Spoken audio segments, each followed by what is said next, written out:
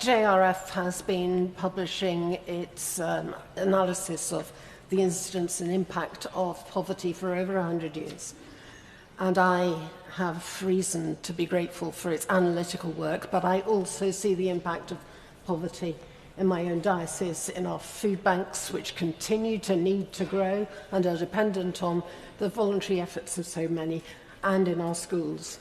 Our children are going hungry because they're insufficient income into their homes.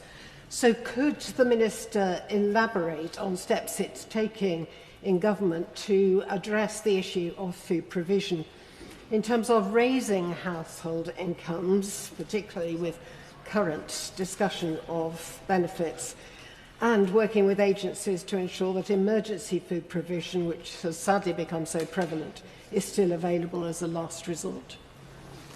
I thank the Right Reverend Prelate for that answer and pay tribute not just to those in her diocese but across the country who are working so hard as volunteers and as organisations, including churches, to support those who need help.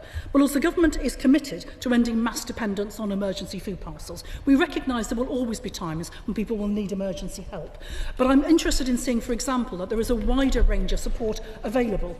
I've heard, for example, the Noble Lady Baroness boycott has described in the past how you can get better support around so people can be enabled to make different choices to be able to move on. My fellow minister, the Minister for Employment, today is attending the opening of the West Midlands Multi-Bank to learn about the range of support that can be given where, for example, business surpluses can go out to supporting people. But in the end, my lords, the Right Reverend Prelate is correct. What we need to do is drive up household income so people don't need to do this. And a key way to do that has to be about getting people into good jobs and supporting them to get them and to stay there and to develop in them. And we're determined to do that.